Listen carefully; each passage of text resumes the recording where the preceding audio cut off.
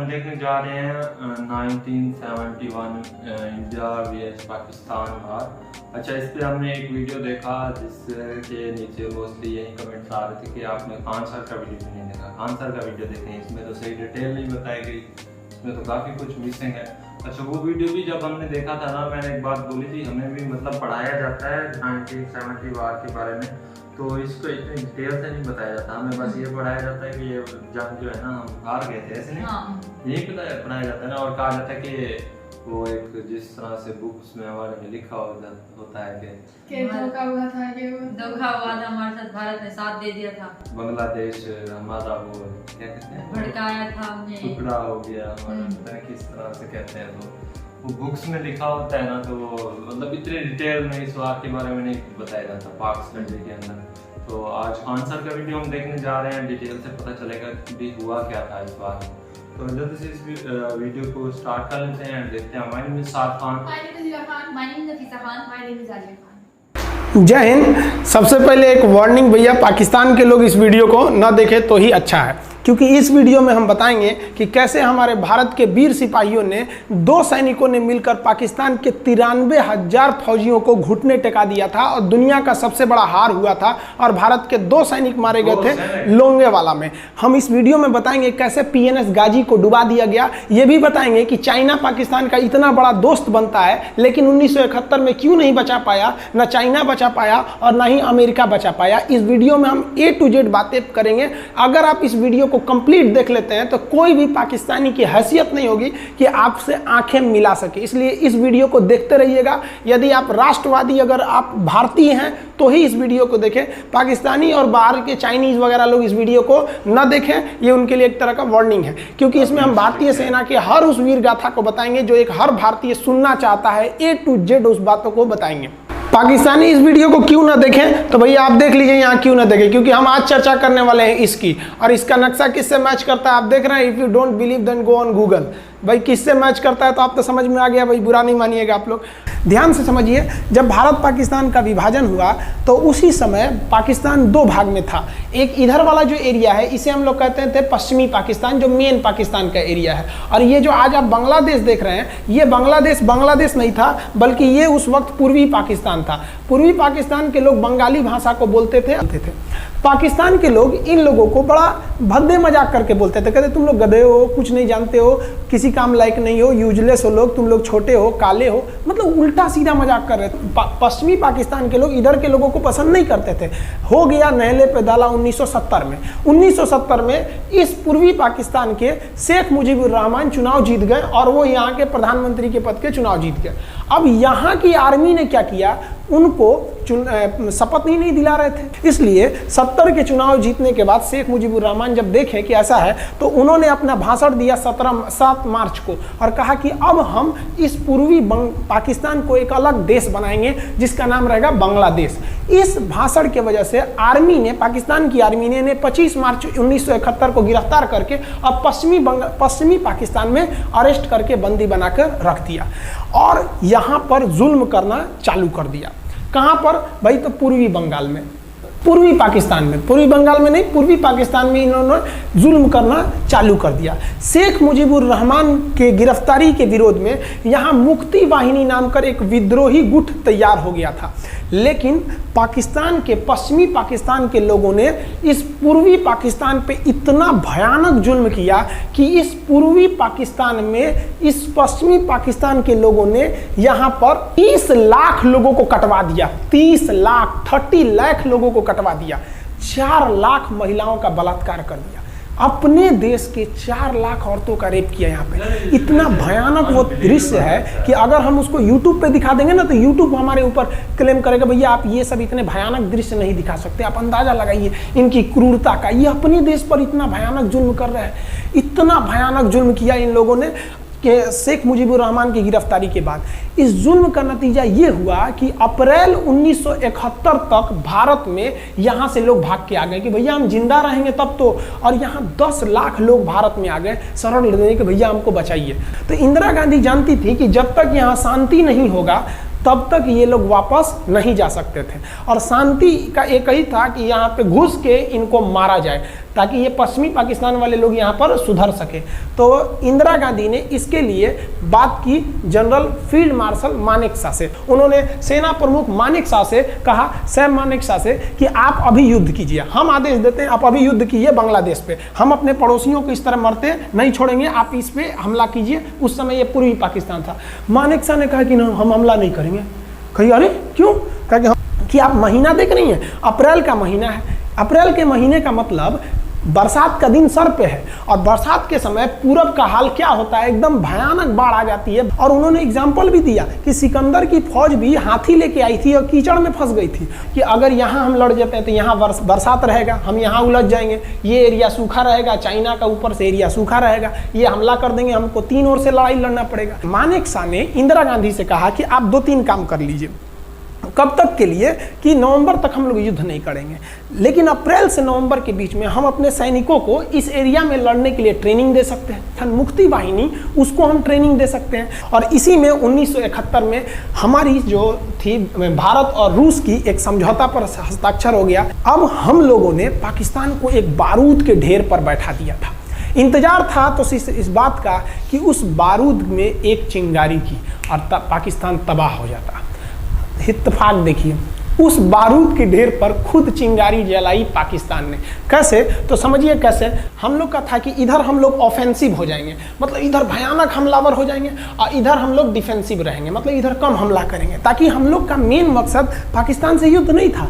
हमारा मेन मकसद था हमारे अपने बांग्लादेशी भाइयों पर जो जुल्म हो रहा था, जो उनकी बहनों को रेप हो रहा था, इतना भयानक किया था वहाँ पर पाकिस्तानियों ने कि बाप के सामने बेटी का रेप करते थे, और उसके बाद बाप को मार के कहते थे तू भी रेप कर। इतना मतलब मानवता पूरी खत्म कर दिया गया वहाँ पर। तो भारत ने कहा कि इधर हम डिफेंसिव रहेंगे। पाकिस्तान को ये खबर लग गई कि भारत ना इधर कमज़ोर है। अरे भैया, इधर हम कमज़ोर थोड़ी हैं, इधर कम सैनिक रखे हैं और इधर हम भयानक रखे हैं, तो इसका मतलब ये थोड़ी है कि हम कमज़ोर हो जाएंगे। भैया कहा जाता है ना कि सोनार के घर का कचड़ा भी बनिया के बादाम से महंगा बिकता है। देखिए, हम लोग ठंडी का इंतजार ही कर रहे थे कि पाकिस्तान ने गलती कर दिया। उसने 3 दिसंबर को अचानक हमला कर दिया श्रीनगर पे, पठानकोट पर, चंडीगढ़ पर, यहाँ पर आगरा हवाई अड्डे पर तबातोड़ हमला कर दिया। एयरफोर्स का इतना भयानक हमला पाकिस्तान का भारत पर हुआ कि भारत देखते रह गया। धड़ धड़ पाकिस्तान की जहाजें एंट्री मार गई सब भारत में, उसकी एयरफोर्स एंट्री कर दी। इतना भयानक हमला था, इतना भयानक कि भारत का एक भी सैनिक नहीं मरा। समझ रहे ना कितना भयानक हमला था। अरे भाई, आप यहाँ पर घुस जाएंगे हमारे देश में तो क्या हो जाएगा भैया? मूस मोटैयन लोढ़ा हुईन, हाथी घोड़ा थोड़े हुईन। भारत तो इसी का इंतजार कर रहा था। देहात में कहावत कहा जाता है कि रोए के रानी तले अखिए खुदा गई। भैया हम प्लाने कर रहे थे कि हमला करने के लिए कि आप हमारे पे हमला करिए दीजिए।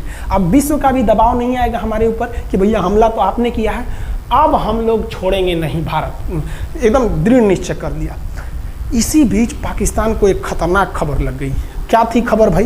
तो देखिए, पाकिस्तान को खबर लगी कि भारत की ज़्यादातर फौज इस पूर्वी पाकिस्तान की ओर डिप्लॉयड है, और यहाँ राजस्थान के जैसलमेर जिला में एक जगह है लोंगेवाला।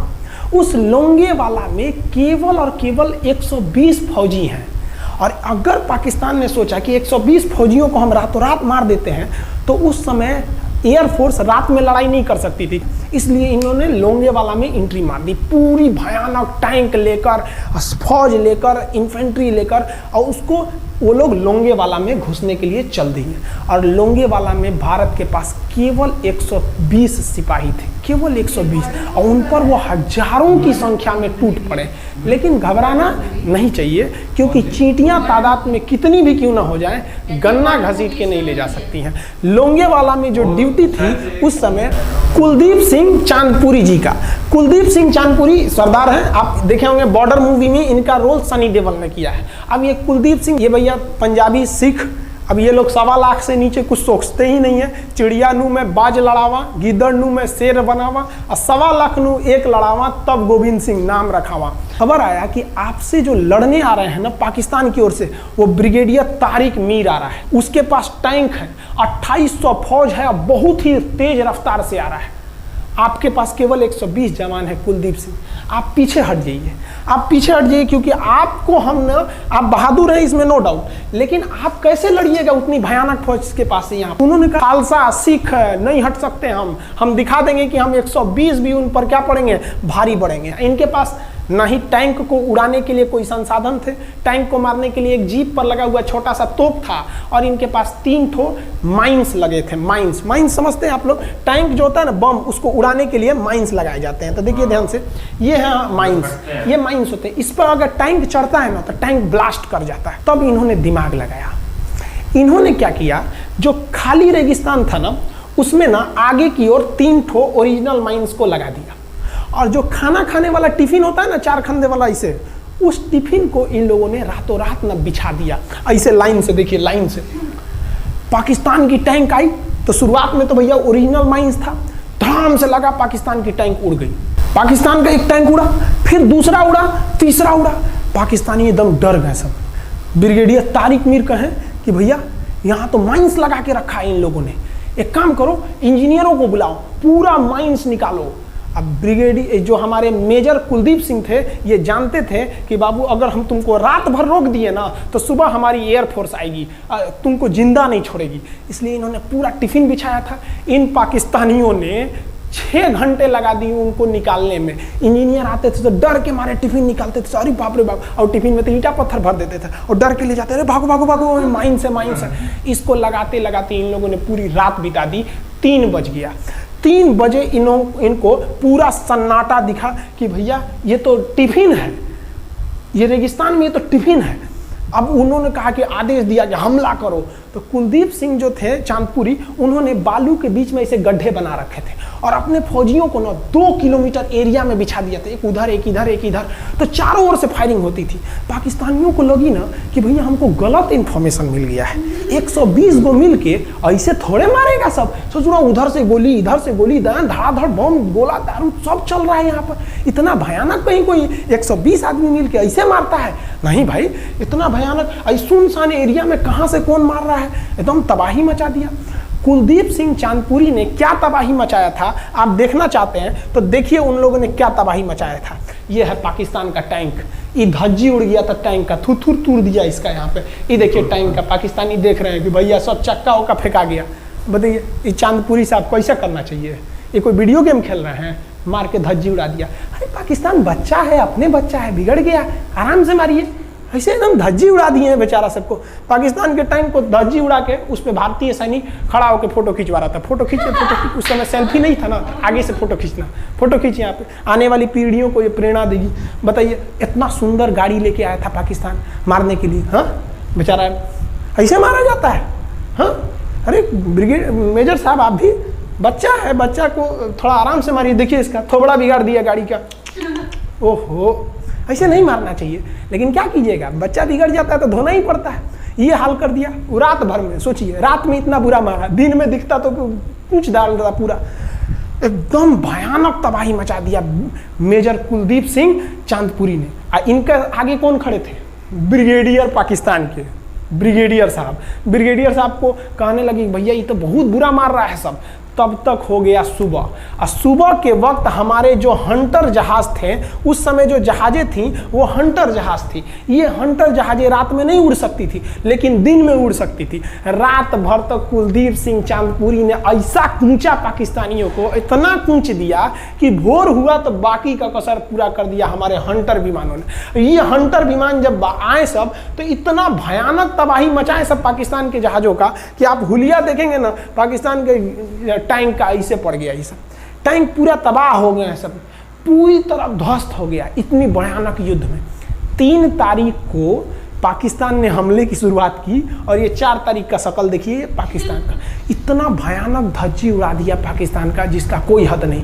पाकिस्तानियों को दुम दबा के भागना पड़ा। ब्रिगेडियर साहब भागे, कहें कि भाग भैया न तो ये सब जान ले लेगा सब। हम लोगों ने पाकिस्तान के टैंकों को अपने यहाँ रख लिया है म्यूजियम में। आज भी जाके देखिएगा ना तो इन टैंकों को डर के मारे पाकिस्तानी छोड़ के भाग गए कि भागो भाई यहाँ पर। ये 120 जवानों का जलवा था। और पाकिस्तानी कहते हैं कि हिंदुस्तान के लोग क्या लड़ेंगे, अरे भैया हम चीन पे वीडियो बनाए थे, आप पे नहीं बनाए थे, जो आप लोग हम लोग को बोल रहे थे कि पाकिस्तान हिंदुस्तानियों की औकात नहीं। देखिए अभी हम आपको औकात दिखाते हैं आपकी, ये आपका टैंक है, आके ले जाइए, हिम्मत है तो लेके जाके दिखाइए यहाँ पर। हाल तो ये हो गया था ना कि हम लोगों ने जो पाकिस्तानियों की जान ली थी ना, डर के मारे वो लाश उठाने नहीं आए थे, लाश को गिद्ध खा गए थे सब। हम लोग बोल रहे थे कि भैया हम गोली नहीं चलाएंगे, लाश लेके चल जाओ, फिर हम नहीं जाएंगे, तुम लोग रेगिस्तान को कब्रिस्तान बना दिए हो। रेगिस्तान को कब्रिस्तान हम लोग हमला करने आए थे, शुरुआत तो तुमने किया था यहाँ पे।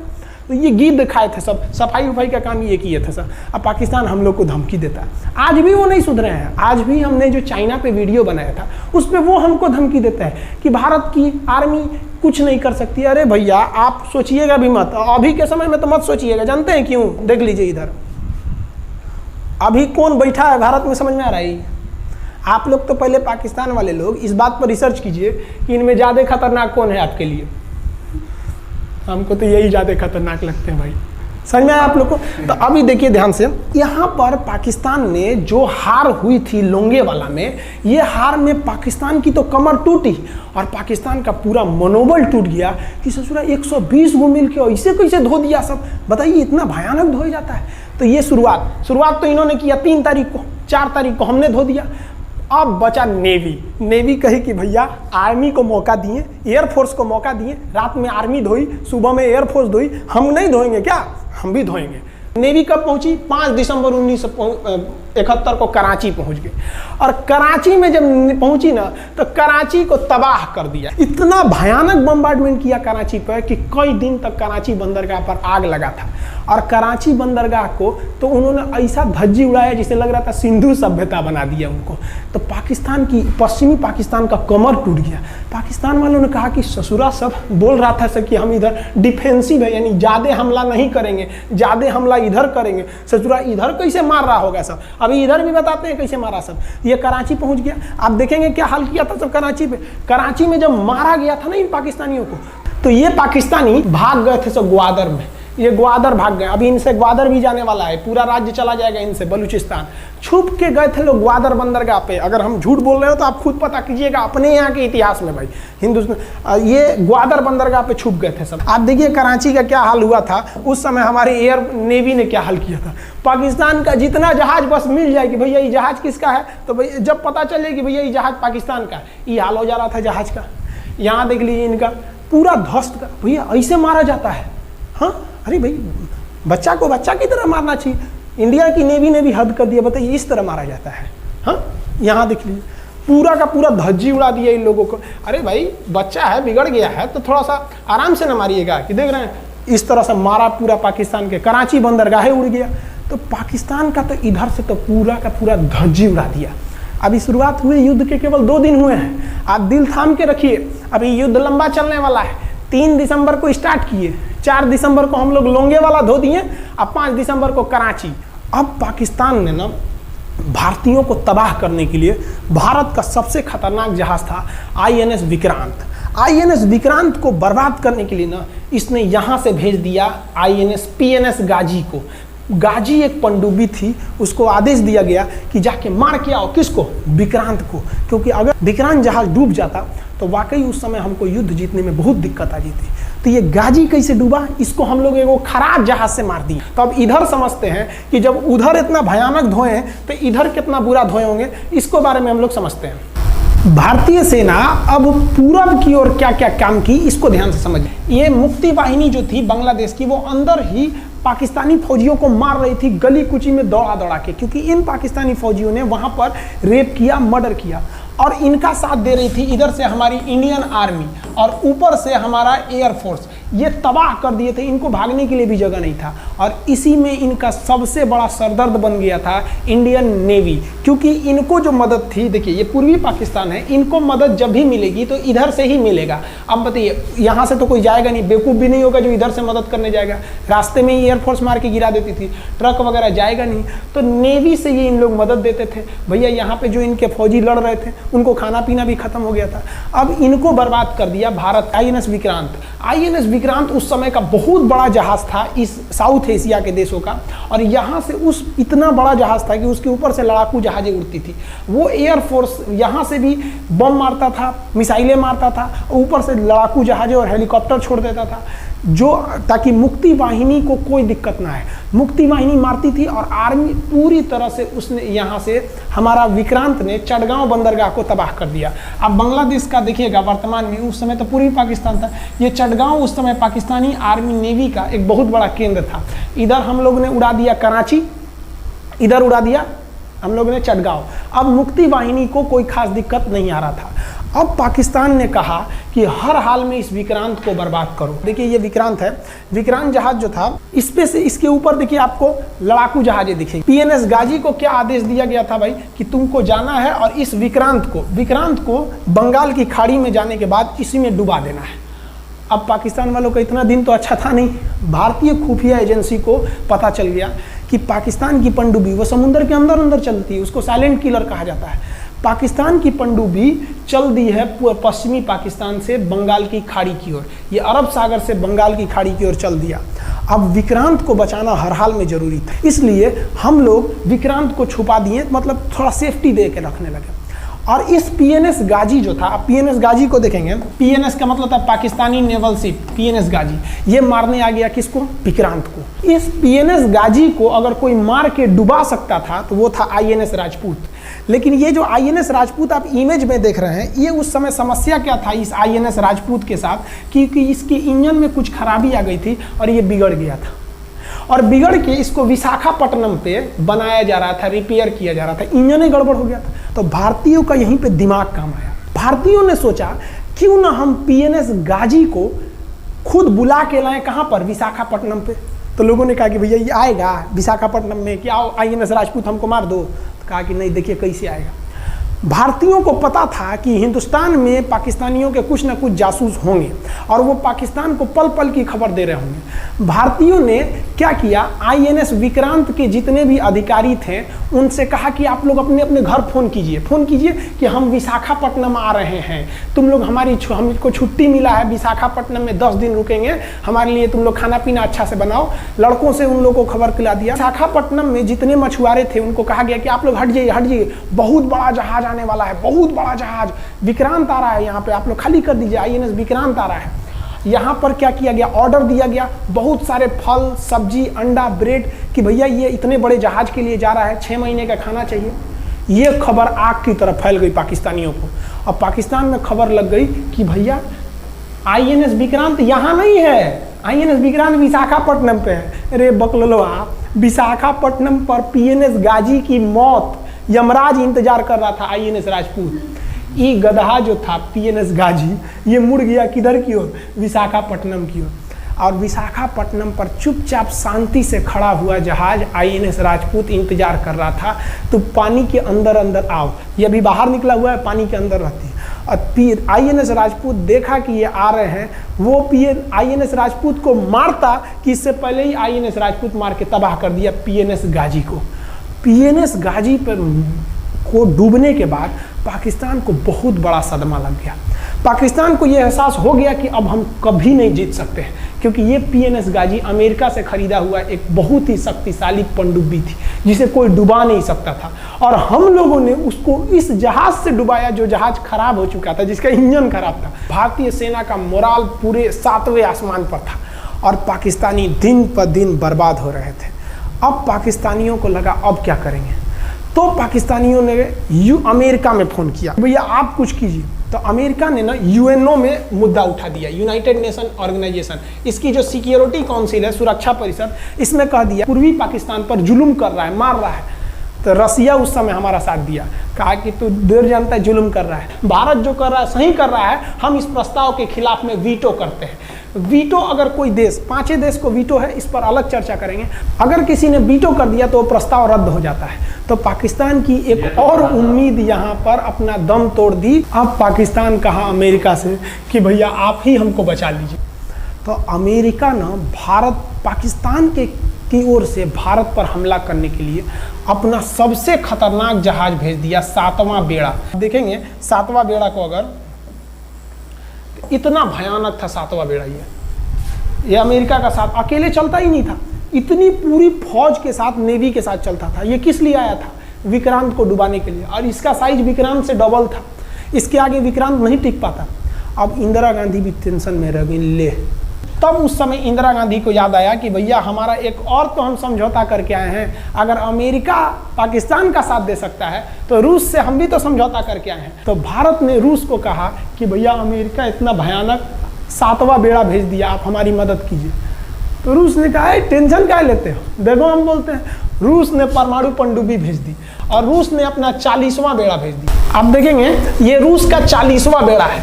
ये अपने भारी भरकम जहाजों के पूरे ग्रुप के साथ चल दिया, कहा कि चल भैया देखते तुमको कौन मारेगा भारत को। और अमेरिका को सीधा कह दिया कि भैया विक्रांत पर अगर आपने हमला किया तो ये हमला हम रूस पर हमला मान लेंगे। यहाँ पर खड़ा था भारत का विक्रांत और उसकी सपोर्ट में खड़ा था रूस का 40वां बेड़ा। और रूस ने यमन से अपनी एयरफोर्स को भी कह दिया था कि भैया तुम भारत की देखभाल करना। तो भारत की सुरक्षा के लिए इतने लोग, और अमेरिका अपना 7वां बेड़ा लेके यहाँ मुंह देख रहा था, और ब्रिटेन ने भी अपने ईगल नाम के बेड़ा को भी भेज दिया था। तो ये 2 लोग हमारे खिलाफ आ गए थे लड़ने के लिए। कितना, अब बताइए, हम लोग बांग्लादेश की भलाई सोच रहे थे और अमेरिका का 7वां बेड़ा और रूस का ब्रिटेन का ईगल हम लोग के खिलाफ था, और हमारा अपना विक्रांत और रूस की एयरफोर्स और उसकी 40वां बेड़ा हमारे साथ थी। ये पूरी तरह से बाउंड्री बना दिया था 40वां बेड़ा। 40वां बेड़ा का कहना था कि भैया हमारे जहाज पर ऑटोमेटिक मिसाइल लगी है, तुम अगर इधर आओगे तो हम मार देंगे तुमको ऐसे ही। रूस ने अपनी सारी पनडुब्बियों को ऊपर उठा दिया समुद्र के ऊपर, ताकि सैटेलाइट से और दूसरी निगरानी से देखा जा सके, और यही हुआ भी। वो लोग रूस के इतने खतरनाक जहाज़ों के ग्रुप को देखकर घबरा गए, इतना घबरा गए कि ब्रिटेन ने कहा था we are too late. Britain का ईगल बेड़ा अमेरिका के 7वां बेड़ा से कह रहा है कि रे उधर मत जो, बहुत देर हो गया, वो पहले पहुंच गया रूस, अब मारेगा वहीं तबाह हो जाओगे यहाँ पे। तो 7वां बेड़ा ने धमकी दिया कि हमारे जहाज में परमाणु बम लदे हुए हैं।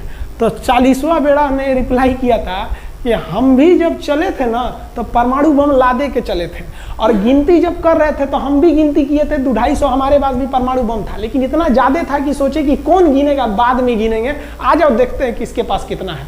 तो रूस ने हमसे सच्ची दोस्ती निभाई थी, और इधर शेख मुजीबुर रहमान की जो मुक्ति वाहिनी थी वो अपना काम कर रही थी। अब भारत आर पार की लड़ाई में था, पाकिस्तान हर मोर्चे पर हारते जा रहा था। भारत सरकार ने पाकिस्तान पर मनोवैज्ञानिक दबाव बनाने के लिए निर्मलजीत सिंह अरोड़ा ने एक प्लान बनाया। उन्होंने एयरफोर्स को पूर्वी पाकिस्तान यानी जो अभी बांग्लादेश है, तो ढाका के ऊपर एयर ड्रॉप करा दिया, हवाई जहाज से सैनिकों को उतार दिया, और उन सैनिकों के भेष में उसमें सैनिक कम थे और उसमें केवल पुतलों को नीचे उतारा गया था। ये केवल इंडियन आर्मी जान रही थी कि पुतला नीचे उतरा है सर, लेकिन मीडिया ने तो इसको खबर को आग की तरह फैला दिया। और इसमें हम धन्यवाद देना चाहेंगे हाथ जोड़कर BBC न्यूज का। और BBC ने ये छाप दिया कि इंडियन एयरफोर्स ने ढाका पर 5000 एयर ड्रॉप करा दिया फौजियों को। अब ये गली गली खोज खोज के पाकिस्तानी फौजियों को मारेंगे कि तुम क्यों मार रहे हो हमारे बांग्लादेशी भाइयों को। और बांग्लादेश की मुक्ति वाहिनी वैसे ही उनके पीछे पड़ी हुई थी पाकिस्तानियों के।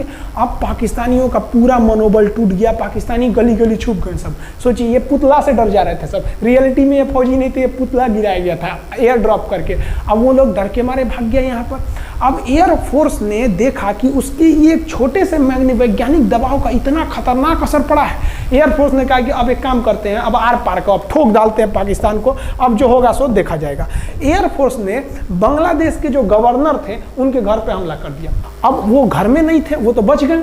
बचने के बाद डर क्या होता है, देखिए डर किसको कहा जाता है। जो उनके गवर्नर हाउस थे AH मलिक, इन्होंने त्याग पत्र दे दिया, भैया जिंदगी रहेगी तो बहुत नौकरी करेंगे, डर के मारे त्याग पत्र दे दिया। सोचिए, गवर्नर, क्योंकि पाकिस्तान का एक राज्य ही तो था पूर्वी पाकिस्तान, जैसे हमारा एक राज्य है उत्तर प्रदेश, बिहार, महाराष्ट्र, वहाँ पे भी गवर्नर होते हैं ना, संवैधानिक हिसाब से गवर्नर मालिक होता है उस जगह का। त्याग पत्र दे दिए। सोचिए, ये डर था उनके अंदर।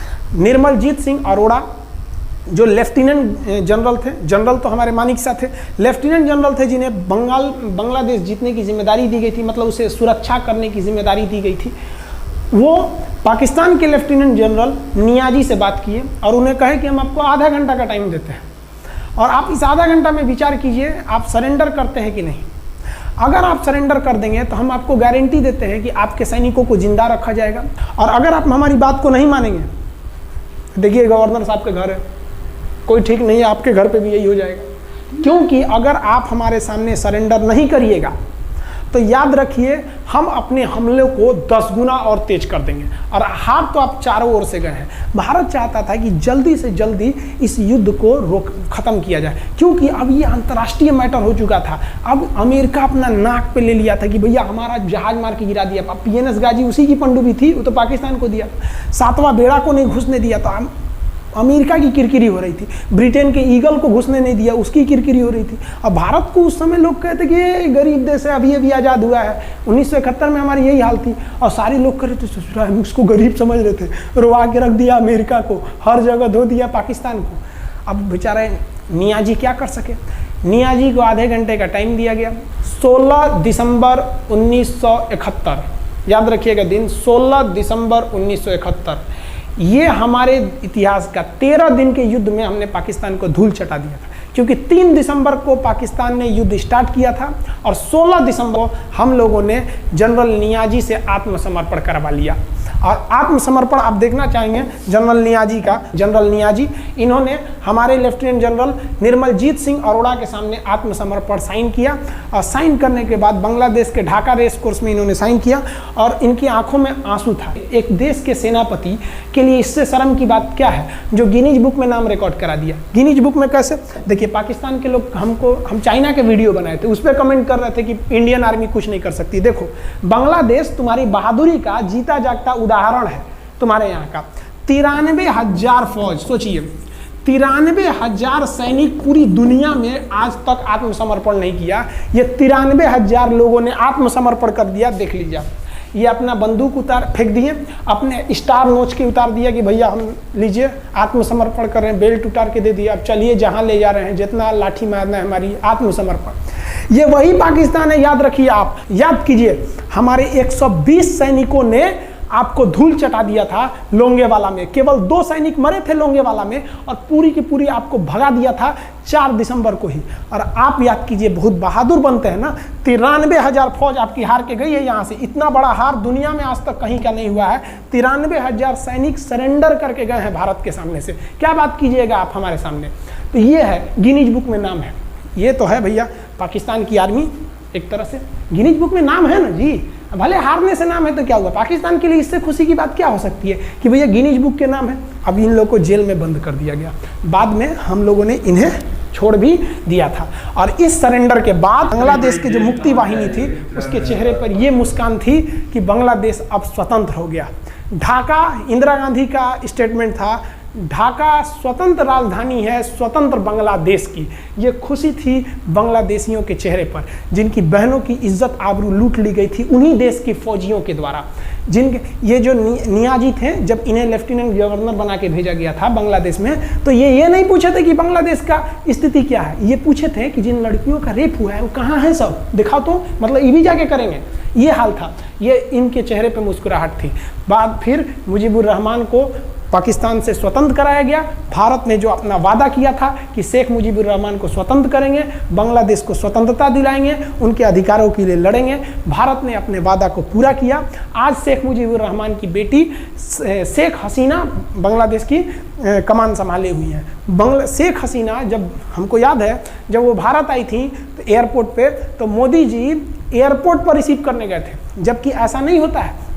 शायद ही बांग्लादेश की प्रधानमंत्री को पूरी दुनिया में कोई बड़े देश का राष्ट्रपति रिसीव करने जाए, प्रधानमंत्री रिसीव करने जाए। तो भारत अपने पड़ोसियों का इतना ख्याल रखता है, चाहे वो नेपाल हो, भूटान हो, सबके साथ। अभी हाल फिलहाल में नेपाल के लोग थोड़ा गुस्सा हैं लिम्पियाधुरा काला पानी को लेके, लेकिन ऐसा नहीं है कि हमारा नेपाल के साथ कोई खराब रिश्ता है। हमारा नेपाल के साथ रोटी और बेटी का रिश्ता है।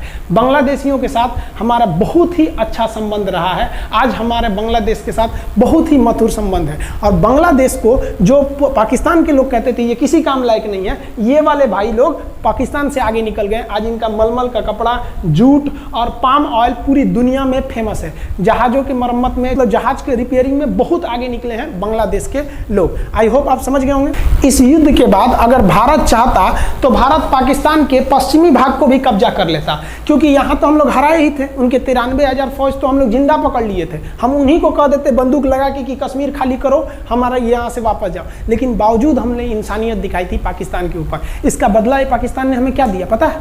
26/11 हम संसद भवन पर अटैक, तो कभी अमृतसर में अटैक, कभी मुंबई में बम ब्लास्ट, कभी 26/11 का हमला, ये सब हुआ। हम चाहते तो उस वक्त भी जीत सकते थे। ये पाकिस्तान वाले आप जो कहते हैं कि हम बहुत बहादुर हैं, भारतीय सेना हमारा क्या कर सकती है, तो भारतीय सेना की रहमो करम पर आप लोग जिंदा थे, वरना 1972 में ये जो सेना थी ना 71 में, आप लोग को कहीं का नहीं छोड़ती। आप हिंदुस्तान के व्यूवर्स आप लोगों से भी कहते हैं कि एक लाइक तो बनता है इस सैनिकों के लिए, हमारे लिए नहीं, हमारे इस चैनल के लिए। कभी नहीं कहेंगे कि खान जी रिसर्च सेंटर चैनल को आप सब्सक्राइब करिए, लाइक करिए, हम ये कभी नहीं कहते हैं, लेकिन हम ये जरूर कहते हैं कि आज एक लाइक बनता है हमारे इन वीर सिपाहियों के लिए जो आज भी सेना के लिए डटे हुए हैं। और ये पाकिस्तान इस पर कमेंट करते हैं। हम आप भारतीयों से कहते हैं, आप हिंदुस्तानी हैं तो इस वीडियो को जितना से ज़्यादा शेयर करना है आप शेयर कीजिए, ताकि आपके बच्चों तक को ये पता चल सके कि हमारे सैनिक कितने बहादुरी हैं, कितने बहादुरी से लड़े थे हमारे सैनिक, कितने बहादुर हैं। और इस वीडियो को आप इतना शेयर कीजिए कि पाकिस्तान तक पहुंचे और वहां का बच्चा इस वीडियो को देखे, ताकि उनके अंदर भारतीय सेना का जो डर है वो बैठे।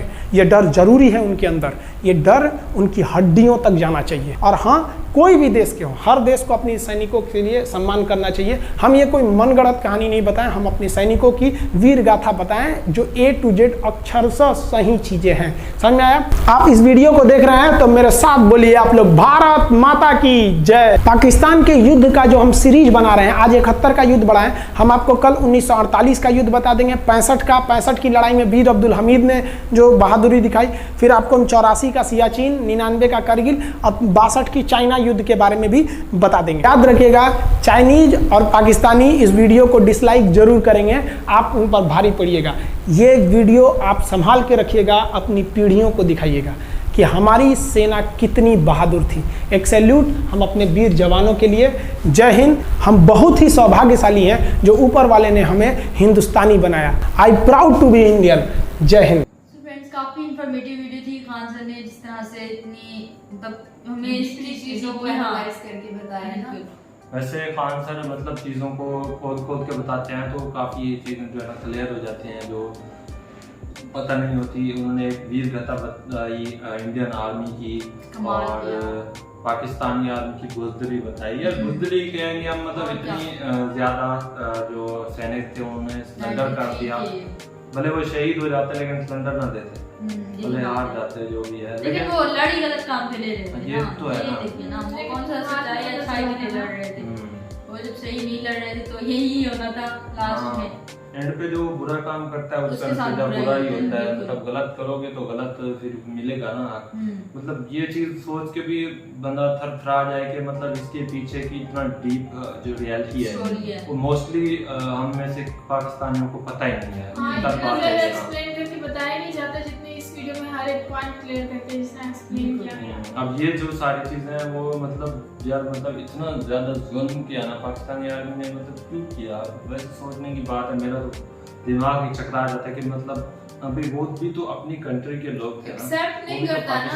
अगर दिमाग से मतलब सोचे ना ये चीजें इतनी ज्यादा वो है कि भाई क्या ऐसा हो सकता है भी है ना। बहुत बहुत गलत, बहुत जुल्म हुआ, वो इतना ज्यादा ब्रूटल किस्म का जुल्म है ना रियलिटी में। हाँ, वो अंग्रेज जो इतना अच्छा हुकूमत कर, शायद उन्होंने भी इतना वो ना किया हो जुल्म वगैरह। वैसे उन्होंने भी बहुत किया था पूरे भारत पे, लेकिन जो ये बताया गया ना ये बहुत ही ज्यादा हार्श चीज है ना। ऐसा तो खान सर का एक्सप्लेन करने का वे जो है ना काफी जबरदस्त होता है चीजों को। अच्छी लगी काफी, वीडियो अच्छा लगा। दुख भी हुआ एज अ पाकिस्तानी ये जान के कि 71 में किस तरह पाकिस्तानी आर्मी ने मतलब अपने टेक दिए थे इंडियन आर्मी के सामने। तो इस चीज़ का मतलब एक है। बाकी इंडियन आर्मी के लिए भाई वो अच्छा लगा भाई हम इंडियन आर्मी को कि उन्होंने मतलब जो बांग्लादेशी लोग थे उनकी हिफाजत करी और उनको बचाया। बस यही तो हमने बोलना था। बाकी आपका क्या पॉइंट ऑफ व्यू है इस वीडियो से रिलेटेड बताएं कमेंट सेक्शन में। तो वीडियो अच्छा लगा हो तो वीडियो को लाइक कर दें। मिलते हैं नेक्स्ट अच्छे से वीडियो के साथ। तब तक के लिए अपना बहुत सारा ख्याल रखें।